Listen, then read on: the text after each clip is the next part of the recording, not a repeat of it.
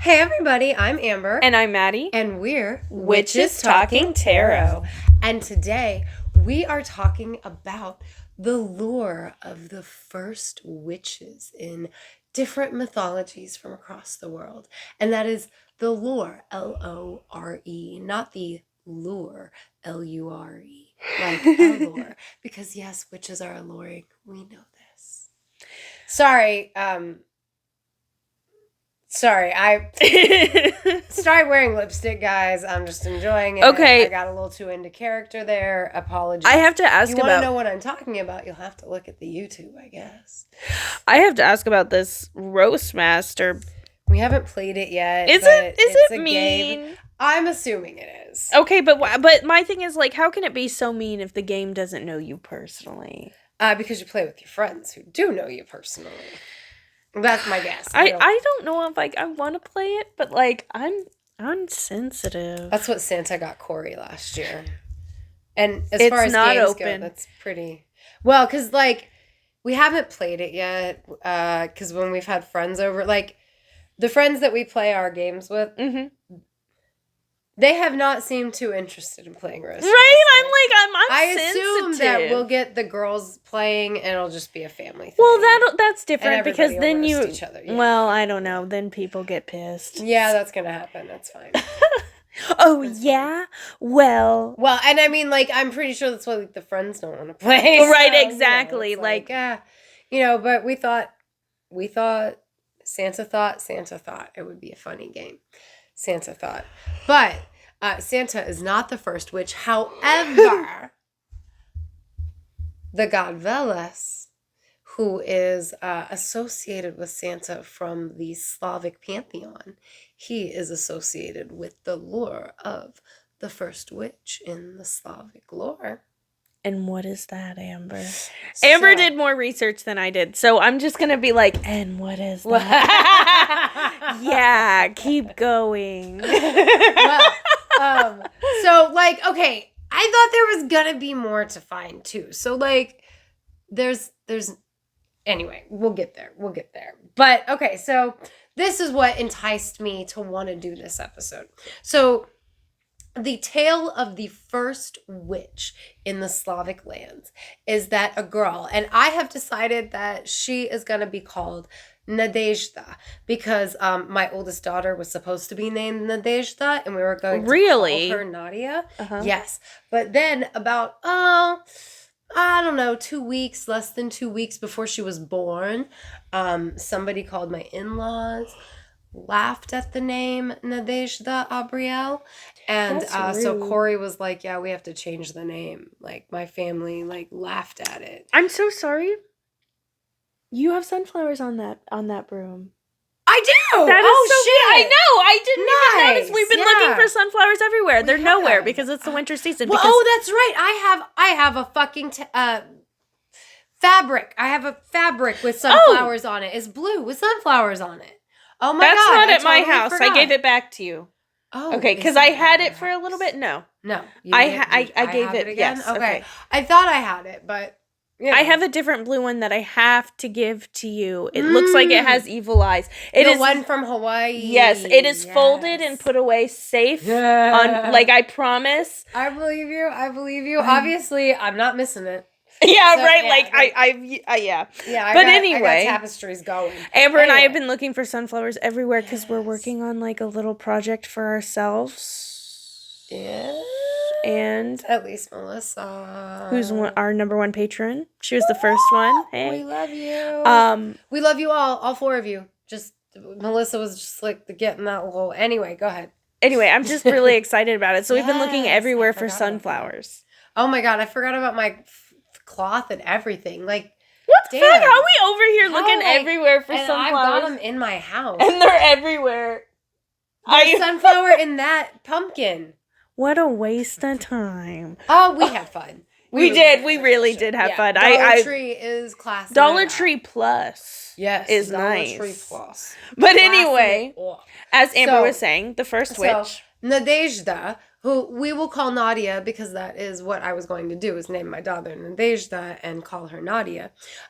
She went out to collect mushrooms and herbs because mushrooms are very big in Oh, Slavic shit. You culture. told me this story. Yeah. Is she considered? Oh, yes, she is. I'm sorry. You finished the story. Oh, you're good. So Nadia's walking around and she's collecting mushrooms and herbs and she like realizes like on the horizon a storm's coming. So she's like, I don't want to get all wet. I'm like nowhere near home. So she takes off her dress. She puts it in her bag where she's collecting mushrooms and herbs. She hides under like a grove of trees from the rain. And once the storm, it rains and then it passes and then she comes out from under the grove of trees. She puts her dress back on and she goes back to collecting herbs and mushrooms. And so she's walking through the forest and she comes upon this old man. And the old man, who she recognizes to be the god Veles, who is the god of magic. He's the god of underworld and he's the god of waters in a Slavic pantheon. And he is also the god of magic. And she recognizes him to be thus. And so he is asking her, like, hey, miss, like, I know it just rained out here. Please tell me, how do you come to not be wet? Like, what secrets do you have? And she's like, well, if I tell you my secrets, you have to tell me yours. So you tell me your secrets and I will in return tell you how I managed to not be wet by the rain. And an important thing to know about this story, which I never realized until we did this episode, Veles may be the god of the waters, but he's not the god of the skies. That's Perun, the thunder god. So when it's raining, that is Perun. So Veles is interested in knowing how to protect himself from Perun. Because if you remember, we did that episode about Perun chasing Veles up and down the world tree. Wow. Right? So like the story of the first witch becomes even deeper. Exactly. Because Veles is truly like, this woman is magic. She can evade my enemy. So he teaches her all the magics he knows. And now she is the first human practitioner of witchcraft. And then she goes, psych! Exactly! And she goes, I took my dress off and I put it in my bag. That's how I'm not wet. And Veles, who is also kind of a trickster god, I like to believe that he was not angry, that he low-key appreciated that. He was like, damn, you smart. You outsmarted me. Aw, man. Right? It's like outsmarting Loki or another one of the tricksters. You know what I mean? Like, a trickster has to respect you outsmarting them, right? Right. I would hope so. I would hope so. I like to think so, but Veles is one of the gods I feel a calling to because he's an underworld god. So, that's how it goes. But speaking of human practitioners of witchcraft, we have another first witch lore. Cersei? Yes. Cersei. Okay, so not that bitch from Game of Thrones who fucks her brother. Right. Not that Cersei. Cersei or Circe. So there was a lot of conflict. Okay, so some people say that Hecate is the first witch.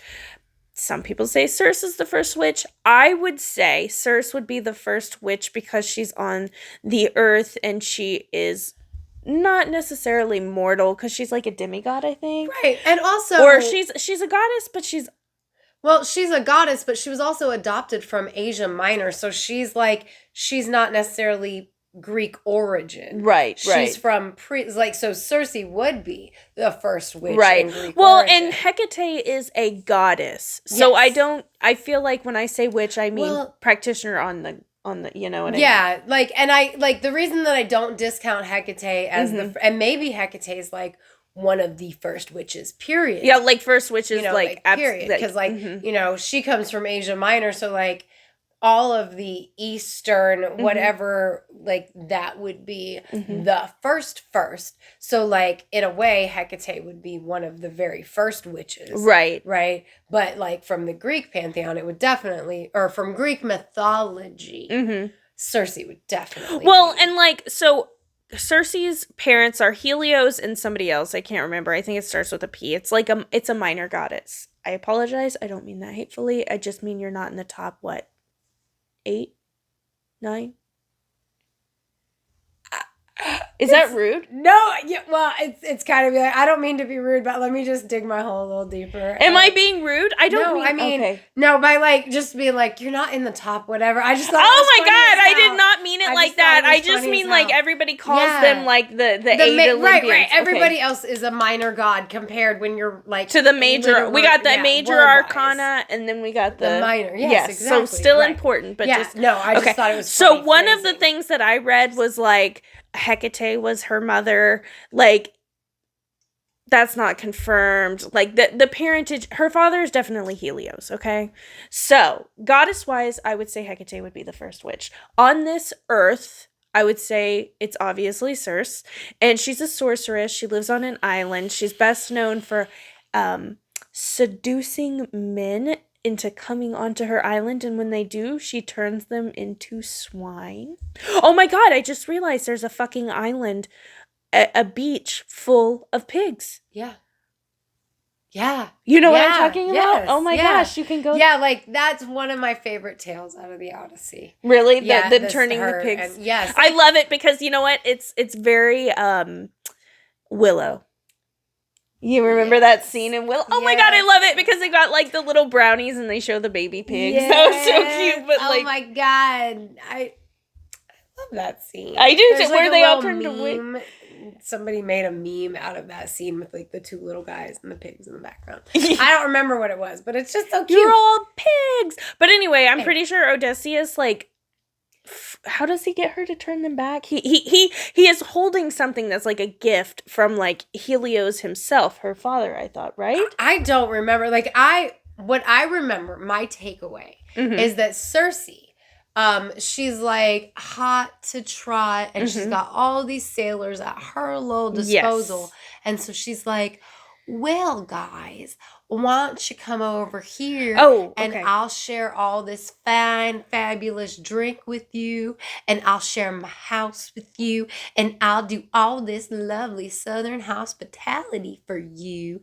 And then when they drink all of the drink, Odysseus wakes up and all his men are pigs. And then she is trying to also get Odysseus under some kind of spell while he is trying to save his men. That is what I remember the most, because other than Circe from Game of Thrones souring the taste of Circe in my mouth, I did once upon a time really love the tale of Circe in the Odyssey. I loved how she was able to overpower all these men. I know, I love it too. So her name means to secure rings or hoop around, a reference to the binding power of magic. Also, it says, with the help of the god Hermes, so not Helios, he overcame her and forced her into spell. That makes sense. Okay, because I knew it was one of them. Hermes is a trickster god, he's a messenger god. I could see that. But I love that her name means to secure with rings. I love that so much. Became unmatched to the unfortunate Helios. She bound all those guys with her will. Circe securing all of that, everything in Game of Thrones through marriage and alliances. I have to say, aptly named, Mr. R.R. Martin. Aptly named. Sorry, like I didn't know her name meant that, so I just was like securing with rings, and Circe's all like, "Oh my God, you're so right!" Yeah, like, I'm marrying off this one, and I'm marrying myself to Baratheon, but I'm really gonna fuck my brother and have a bunch of his kids. Wow. Or to hop or hoop around.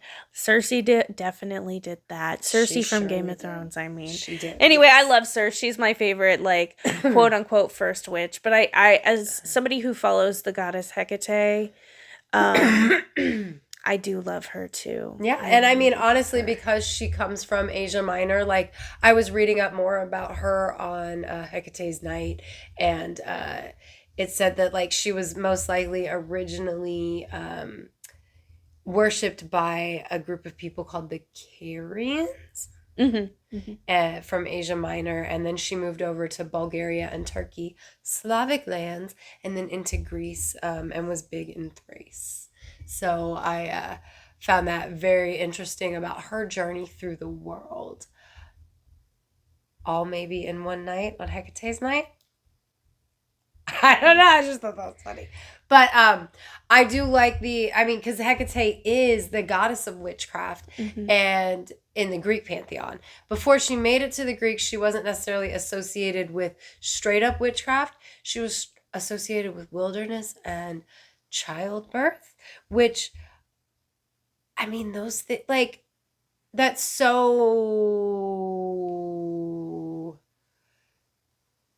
It makes Female sense. empowerment. Yes, exactly. It makes perfect sense. And I like to believe that even though at that time she was recognized as a wilderness and childbirth goddess, that's just the modern interpretation of the things that they've found. And that she truly is just a goddess of witchcraft and a psychopomp that is able to move souls from one world to the other, you know what I mean? Yes. And that she moved across the world kind of whole in that regard, and it's just our inability to properly understand that which we find from the past. That makes sense. Yes. You know what I mean? And I do like that whole first witch goddess thing because in the Celtic lands, yes, I was just about to mention that. Yes. Because the Cailleach is the first witch in the Celtic pantheon. Which I love. I do too. Because I love the Cailleach. We did an episode on her. Entire episode on her. Was that season 2? It was season 2. It was last winter. Because we did all the dark goddesses in Dark Winter. We've got the 50-foot woman. Yes. And she created the world. She had an apron on. And when rocks dropped, you had read that she had an apron on and rocks dropped out of them. And that's the land, right? Yes. And I love that because... a witch with her apron because she's out gathering things and then she's dropping rocks and that's where the world comes from. Like, I love that. And if you want to learn more about the Cailleach, because she's a really interesting, like, she's the original keener and the original, like, basically herder of deer in the Celtic lands. She's associated with banshees. She's very powerful. Again, the Celts believe she created the world. And, okay, so they believe that the Cailleach was a witch. She was the first witch. She created the world. And they also believe that their ancestors were magical peoples. It really goes really well because if the Cailleach created everything, then she created people, right? She gave birth to the first people or created them out of stone or something. I don't know. Go listen to the episode, guys. But the whole point is, like, she created the world and then she created humanity. And she's just kind of been in charge. Damn it, I got off track. There was somewhere else I was going to go with that, but it still makes sense. It still makes sense, and I still really love it. Like, the whole, like, she's the first witch, and she created everything. Which, like, from a standpoint of utilizing the craft and creating something out of nothing but energy. Yes. It goes really I agree. well. I agree. And then the last one that I looked into, because I can't think of any others, was the first witch from the Nordic path. So Freya is the goddess of witchcraft in the Nordic path. She's also the goddess of love and war. And she's also a Valkyrie, so she is also a psychopomp who moves souls back and forth. I love it. I just have to say my visual with that, please. So I'm imagining, when I hear this, naked Freya, gorgeous, beautiful naked Freya. Her hair is blowing in the breeze. She's walking through the battlefield surrounded by bodies. Does she have white wings with gold on them? She could. She very well could. In my head. I could totally see that. Anyway, and she gets to choose whichever one she wants to take, right? Yeah. So she bends down. I'm picturing naked She-Ra, but I know. Are you seeing it though? Are you Yeah. seeing? Okay, so she's walking, and then there's a man, and he's about to die, and he sees her, and she turns to him, and she bends down, and she takes his hand, and he goes with the naked Freya. beckons him. Is that not gorgeous? It I just see is. that in my head, and it's so beautiful. And That's probably like the number one Viking. Like, that's what they want right. to happen.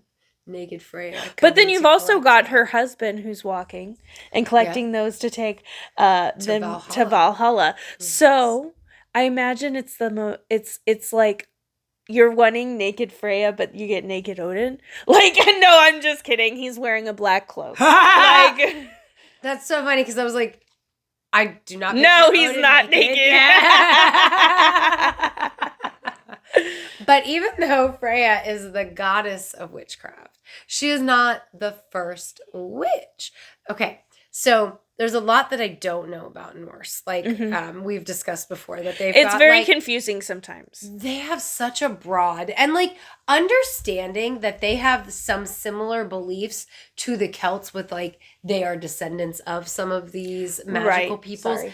No, you're good. That does make a little bit more sense. But I don't understand necessarily. So if you are a listener of us and you do understand this, please tell me in the comments some fucking where. Yes. Don't forget to like and subscribe as well. Yes, please.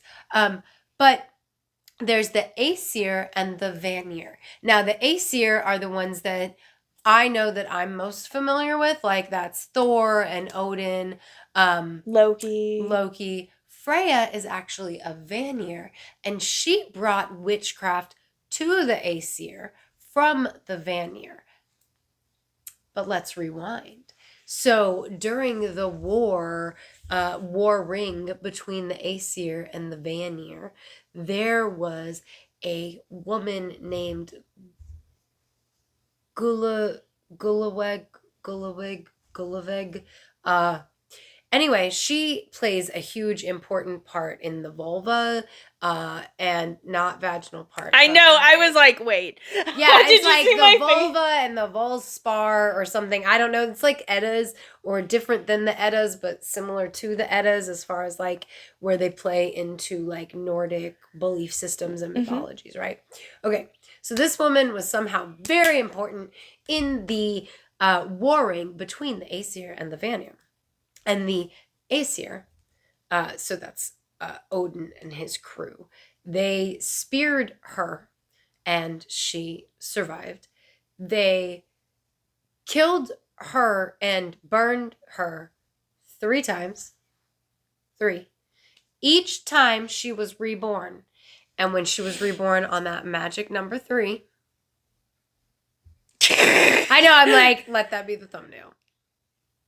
Magic number 3, she's reborn and she renames herself to it's Hyder or Higher.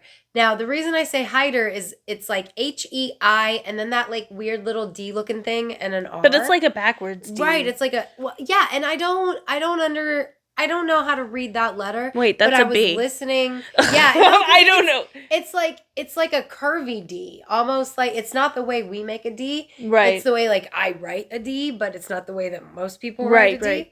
Yeah, and like I guess it's a special character anyway. So it's not pronounced like you might pronounce it in America. So I'm pretty sure that Ser, S-E-I, that D thing and R, I'm pretty sure it's pronounced Ser or Seer. That is basically magic or witchcraft in the Norse pantheon, right? So she is reborn and she renames herself Hyder or Higher or Here, which is that same word but with an H at the beginning instead of an S. And then she becomes like one of the greatest practitioners of that S word. And she was already a practitioner of it before the whole 3 rebirths thing. But like I find the 3 rebirths and the spear to the side highly interesting in her story because this is all pre-Christianity, you know what I mean? So before Jesus was ever on the cross and took a spear to the side, before there were ever like the 3 days that he was dead, like you mentioned, I just like, I find very interesting little pieces in that woman's story. And I didn't read the whole thing because like apparently like she plays a big part in something that I would have to learn a lot more about to understand her part in it. But as far as being the first witch goes, I just thought that was an interesting little tidbit to tell you about her to get you to go read all that shit on your own. Knowledge is power, guys. Educate yourselves. We want to bring you that knowledge, get you interested, and then you find out even more. You find out even more and more and more and more. And then the universe opens up to you. Because it's all right there at your fingertips. Sorry.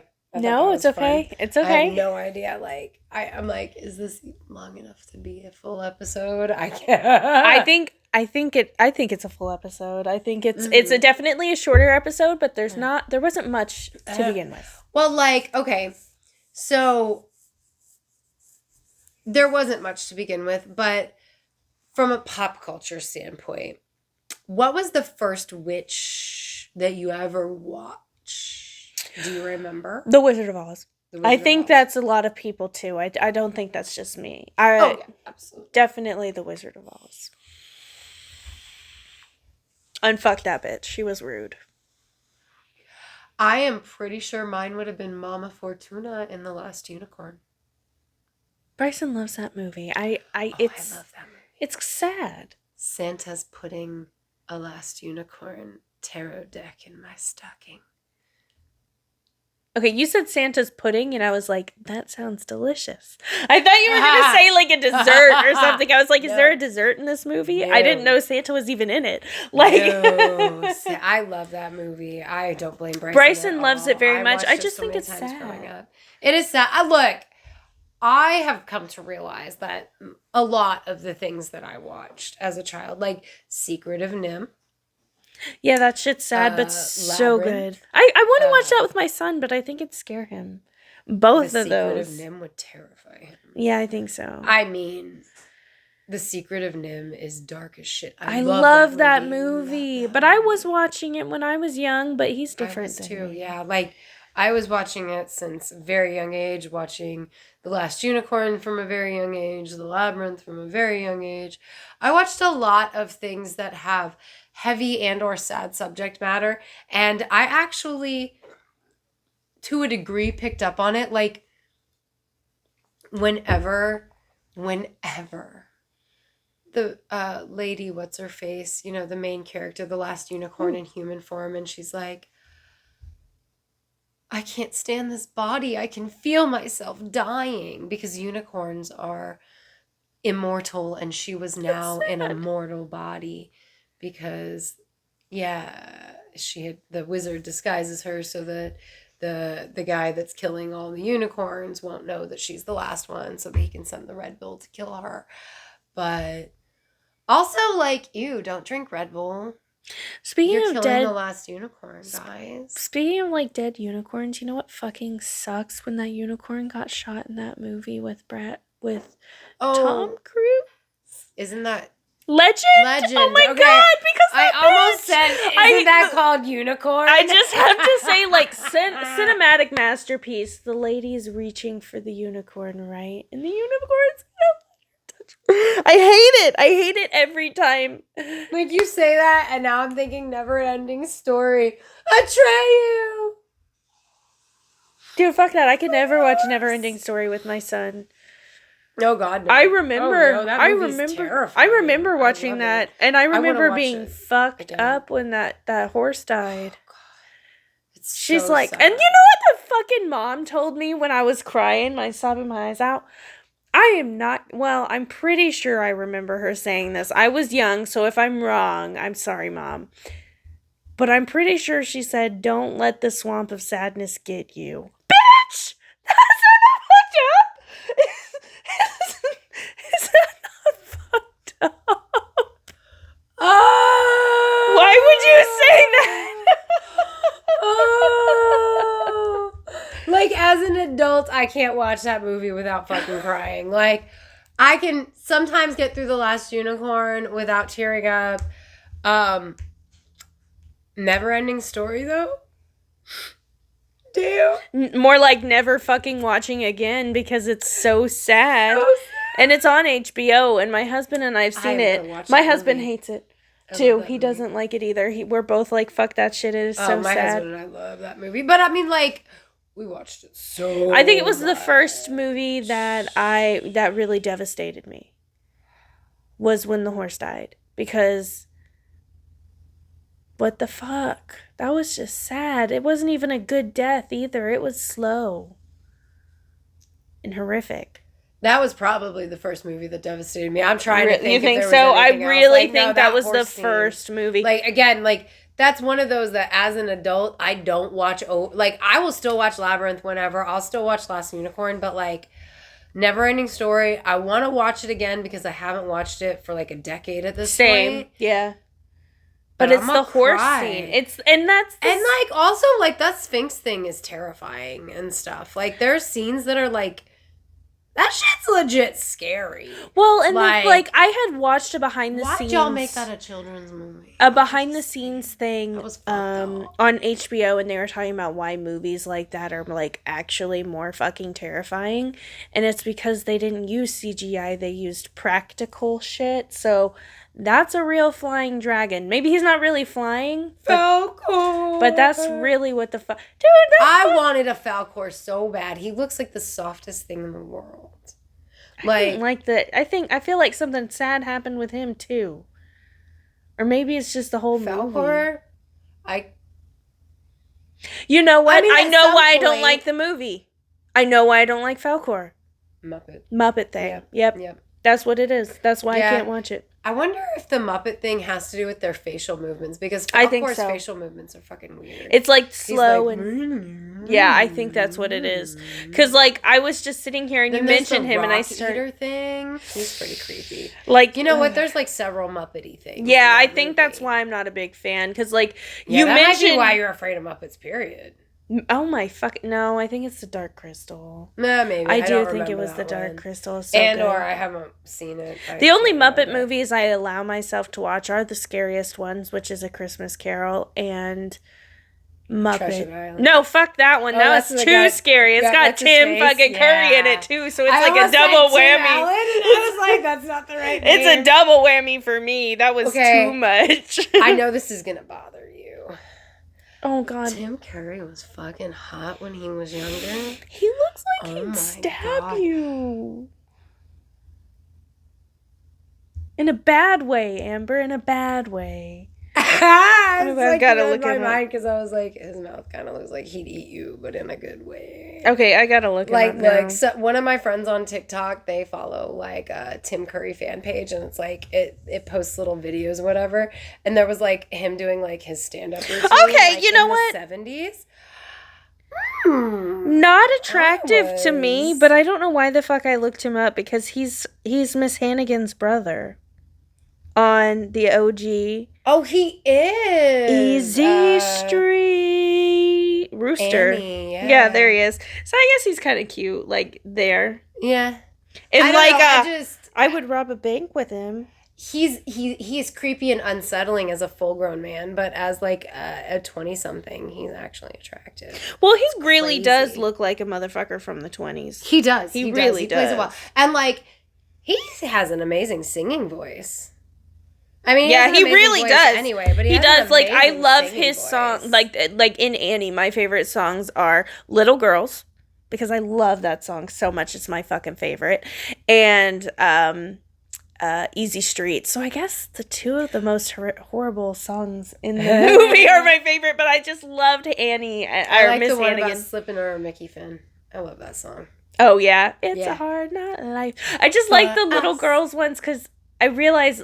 Like, at the end of that is when Rooster's introduced. Those were always my favorite characters. I love Miss Hannigan. I love Rooster. I don't really like that blonde bitch. But, like, I love... I'm just like... it's so funny that I know... Oh, I guess you brought up Tim Curry, sort of. Because you said he's in that movie. Yeah. But it's funny that he was brought up because one of the other first witch things that I ever saw was The Littlest Witch, where he is the enemy of Fairuza Balk, who is not Nancy yet, but she is the littlest witch.